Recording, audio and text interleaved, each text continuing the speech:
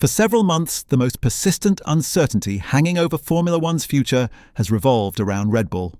As the sport edges towards the sweeping regulation overhaul set for 2026, the team that has dominated the current era with Max Verstappen's 4 successive titles is embarking on its boldest venture yet, producing its own power unit for the very first time.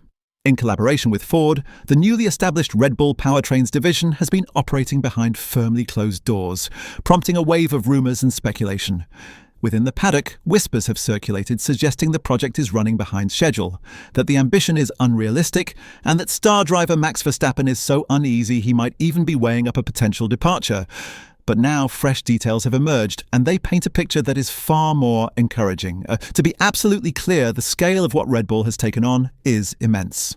Team principal Lauren Max recently described it as a crazy project, and he is hardly exaggerating. Few undertakings could be more audacious than Oracle Red Bull Racing and Ford choosing to construct their own Formula One engine.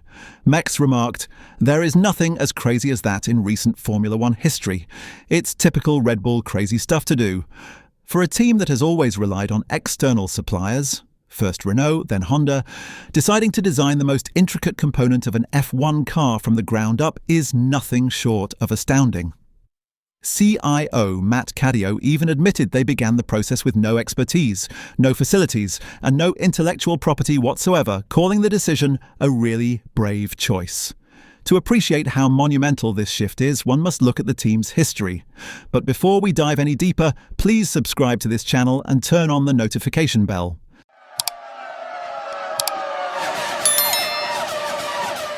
Since joining Formula One in 2005, Red Bull has consistently operated as a customer team. They ran Cosworth engines in their debut season, moved to Ferrari for a year, and then enjoyed their long and fruitful partnership with Renault, which delivered 4 consecutive world championships with Sebastian Vettel. More recently, Honda Power propelled Verstappen to his quartet of titles. Yet throughout all of this success, they remained dependent on the willingness of another manufacturer to supply a competitive engine. That dependency is now coming to an end. For quite some time, rivals had interpreted Red Bull's boldness as a possible vulnerability. The prevailing assumption across the paddock was that while established manufacturers like Mercedes, Ferrari, and even Honda were refining their 2026 projects, Red Bull would be struggling simply to get the basics in place. Yet the newest developments emerging from the Milton Keynes facility suggest the opposite. Not only are they progressing, they are significantly further along than many had expected. The most striking update is that the 2026 Red Bull Ford power unit is already operational. Lauren Max has confirmed that the engine has been running on the dyno for some time now. As he put it, just hearing that sound is already crazy, let alone whether it's going to be fast or not. So yes, the sound is on. This marks a pivotal milestone. It signifies that the power unit has advanced far beyond the conceptual or simulation stages.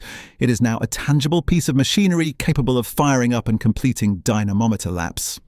Even Red Bull themselves initially underestimated the true scale of the endeavour.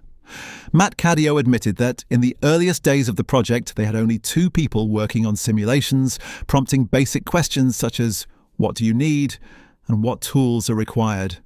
He acknowledged that the digital workload turned out to be 2 to 3 times larger than their initial estimates. Caddio reflected, "Knowing nothing about it but knowing enough to be dangerous, we underestimated the challenge. But then, as the team built up and more experts came in, we learned quickly." This accelerated learning curve underlines how rapidly the organisation has adapted, a capability sharpened by nearly 2 decades of experience at the very top level of motorsport. Although the team remains cautious about making any bold predictions regarding performance, their current phase, which Max described as the peak stress moment to make sure we can actually make one and get one to the racetrack, is remarkably encouraging. This is the sort of language used by an outfit approaching the final stages of preparation, not one grappling with fundamental setbacks. Their rising confidence is further reinforced by their announcement that the 2026 car launch has already been scheduled. The unveiling will take place on the 15th of January at a Ford event in Detroit. A team simply does not commit to an early launch date unless they are confident they have meaningful progress and something substantial to present. Arguably, the strongest indicator of Red Bull's genuine progress comes from the individual whose opinion carries the most weight, Max Verstappen. Amid claims that he feared the 2026 power unit project would collapse, and even whispers that he was exploring escape clauses in his contract, the four-time world champion recently visited the Red Bull Powertrains facility to examine the developments firsthand. According to Red Bull's technical director Ben Hodgkinson, Verstappen left the factory with a distinctly positive impression. Hodgkinson explained, "I think he was impressed with where we were." He went on to reveal that Verstappen was able to see some running engines doing laps, so he got to hear what the 26 power unit would sound like. This visit marked the first time Verstappen had heard the engine that is expected to power his 2026 car. And his reaction was not one of anxiety, but of curiosity and genuine engagement. Hodgkinson added that Verstappen possesses a sharp technical understanding and was asking a great many intelligent questions as they toured the facility. He wasn't merely watching, he was actively analysing the engineering detail, eager to grasp the intricacies of the operation. What appeared to impress Verstappen most was the astonishing depth and scale of the project.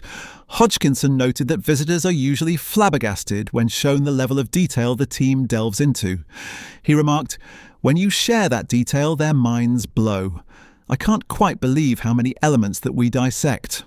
For Verstappen, witnessing that level of commitment and expertise directly seemed to offer considerable reassurance, a stark contrast to the narrative suggesting Red Bull's power unit ambitions were doomed.